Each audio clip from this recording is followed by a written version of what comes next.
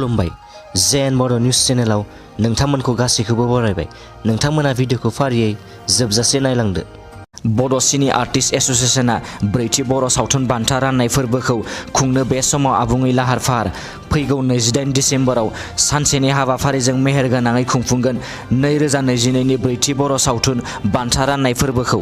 बाक्सा जिल्लानि बरमा हायार सेकेन्डारिनि फोथाराव खुंनो लानाय ब्रैथि बर' सावथुन बान्था राननाय फोरबोनि थाखाय बे समाव मोनफ्रोमबो बिथिङाव लाहार फाहार जानायखौ नुनो मोन्दों।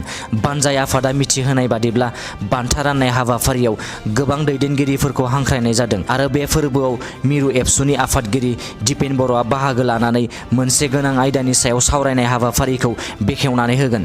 लोगोसेनो आसाम आयेन आफादनि बुंथिगिरि बिश्वजित दैमारियाबो बान्था राननाय फोरबोआव बाहागो लागोन। बान्था राननाय समाव गाहाय आलासि महरै बर' थुनलाइ आफादनि आफादगिरि तरेन बर'आ बाहागो लागोन। मख'नो गोनांदि देग्लायनि ब्रैथि बर' सावथुन बान्थानि फारिलाइयाव बबे सावथुन आरो सोर फावगिरिया सायख'जागोन बेनि सायाव फैगौ समासो रोखा फोरमायगोन। बिसानि आफादगिरि नेरसोन बर' आरो गाहाय नेहाथारि गुरु पबित्र बर'आ बे बान्था राननाय फोरबोआव बयखौबो बाहागो लानानै जाफुंसार होनो खावलायदों। टिभि एक्ट्रेस तुनिसा शर्माया दौलें लागायना गावनि जिउखौ फोजोबना लादों।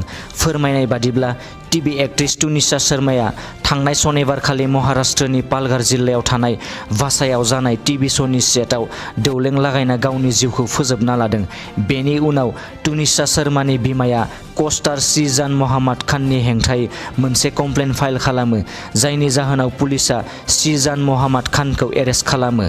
फोरमायनाय बादिब्ला 20 बोसोर बैसोनि तुनिसा शर्माखौ वाशरुमाव दौलें लागायना लानायनि थासारियाव बोखांनो हायो।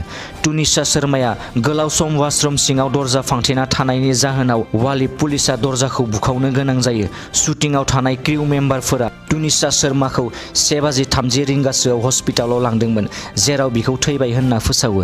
तुनिसा शर्मानि कलिग्सफोरा सुइसाइड जानायनि जाहोनाव तुनिसा शर्माखौ थैदों होनना बुङो, नाथाय पुलिसआ जाथाय जानाय जायगायाव जेबो सुइसाइड नोट मोनैलाय तुनिसा शर्मानि थैनायनि गुबै जाहोनखौ मार्डार आरो सुइसाइड मोन्नैबो एंगेलजों नायबिजिरगोन होनना पुलिसआ बुङो।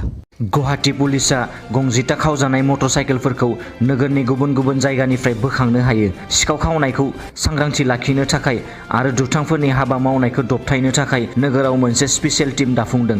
सुलुंनि बादिब्ला मोनसे पुलिस अपारेशननि गेजेरजों थांनाय सनिबारनि हराव मटरसाइकेलफोरखौ नोगोरनि गुबुन गुबुन जायगानिफ्राय बोखांनो हादों। बे अपारेशनखौ दैदेनदोंमोन नुनमाटी पुलिस थानानि अफिसार इनचार्जआ।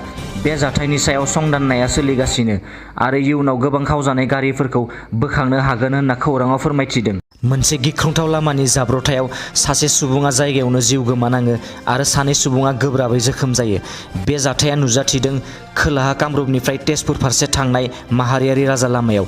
मिथिनाय बादिब्ला सयगावनिफ्राय गुवाहाटी रानि फारसे फैबाय थानाय गंसे AS01 EU 3023 नम्बरनि एल्ट' गारिखौ गंसे उल्था दिगजों फैबाय थानाय डाम्पार गारिया सौग्रावफैयो। सौग्रावनायनि जाहोनाव सासे सुबुङा जायगायावनो जिउ गोमानाङो आरो सानै सुबुङा गोब्राबै जोखोम जायो। जाथायखौ मावखांनानै डाम्पारनि ड्राइभारआ खारखोमायो। जाथायखौ खोनानानै बिजयनगरनि पुलिस बिफाना जाथाय जानाय जायगासिम सफैयो आरो रायजोफोरनि मददजों जिउ गोमानांनाय आरो गोब्राबै जोखोम जानांनाय सुबुंफोरखौ बोखांनो हायो। बेनि उनाव बिसोरखौ देहा फाहामसालियाव दैथायहरनाय जायो। बिसोर साथाम सुबुंखौ गुवाहाटी रानिनि होनना मिथिनो मोन्दों।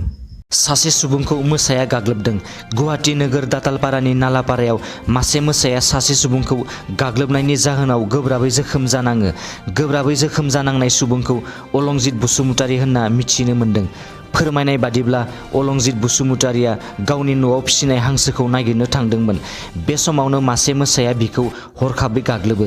मोसाजों गाग्लोबजानानै अलंजित बसुमतारीया फारसे खोमा आरो फारसे आखायाव गोब्राबै जोखोम जानांदों। दिनैनि रादाबा एसेनोसै। नोंथांमोना भिडिअखौ नायनानै मोजां मोनदोंबा अन्नानै चेनेलखौ साबस्क्राइब खालामनो दाबाव। लोगोसे लाइक, शेयार आरो कमेन्ट खालामहर, जाहाथे उनाव आं नोंसोरनिसिम गोदान निउसनि आपडेटफोर लाबोबाय थानो हायो। गोजोन्थों।